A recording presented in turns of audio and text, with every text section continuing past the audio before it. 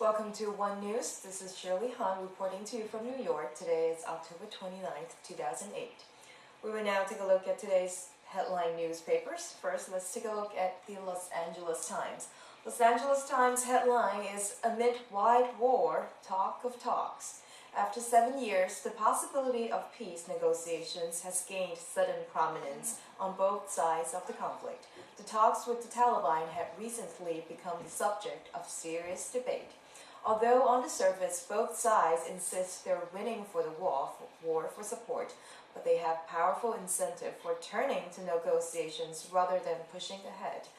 All around, a sense of fatigue is undeniable.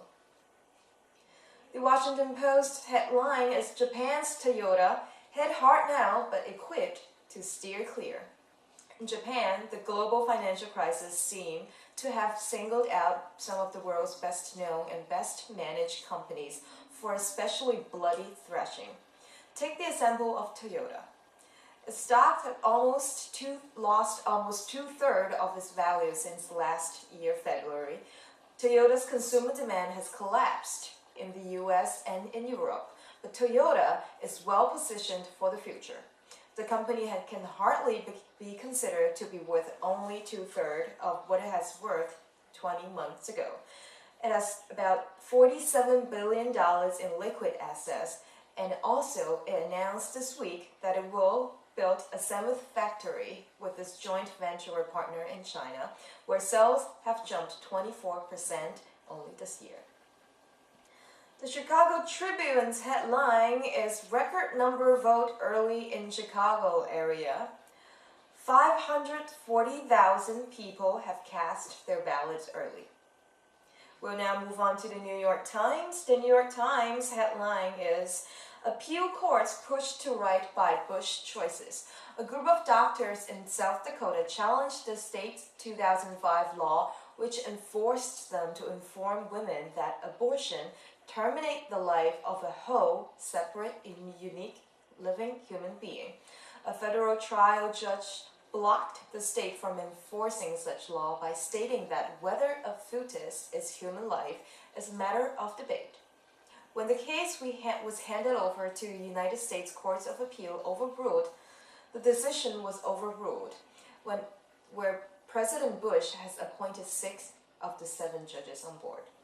Also from the New York Times, unease sits heavily in a group of black voters.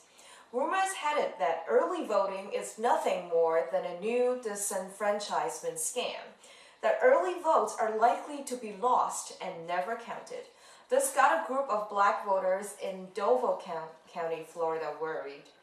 These voters have cast their votes 10 days early to avoid any last-minute problems. Their wounds still have not healed since the presidential election of 2000, when more than 26,000 ballots were discarded as invalid for being improperly punched. Nearly 40% of that year's vote were thrown out in the predominantly Democrat-leaning African-American communities. 8 years later, these voters are still afraid that something is going to stop them from voting for Obama. Moving on to USA Today, another mess at the pool, also about the election from West Palm Beach, Florida. 8 years after confusion over a punch card butterfly ballot here helped George W. Bush in the White House. Election officials have tried just about everything else. In 2004, they switched to a touchscreen machine, but there was no printed record of votes, so the machines were scrapped. Now in 2008, they're back to using paper and number 2 pencils. Today is the 6th anniversary of Helping America Vote Act of 2002, has cost America $2 billion and still left voters facing new challenges. Moving on to Wall Street Journal, stocks take big leap as investors await Fed. Stock investors pushed the Dow Jones Industrial Average up more 10% as they anticipated Federal Reserve's new medicine. The Federal Reserve is widely expected to cut its benchmark interest rate to as low as 1% to combat a still darkening economic outlook. Moving on to international newspapers, we'll now take a look at the Sydney Morning Herald. Become Bank's PN tells Fund. Prime Minister of Australia Kevin Rudd told managers of frozen mortgages funds that last night they will have to behave like banks and undergo the same scrutiny if they want the government's guarantee on deposits. On South China Morning Post, the headline is Hong Kong waste recyclers are threatening to stage a slow drive protest on Monday to urge the government to offer more help to the flagging industry after some waste paper exporters halted collections. The price of waste paper per ton offered by exporters had reportedly dropped to about $400 Hong Kong dollars, which some collectors said could nearly cover transport costs and payment to scavengers in the street level. Moving on to France Herald Tribune, Congolese driven by violence into a refugee camp Tuesday in Kibati, north of provincial capital Goma.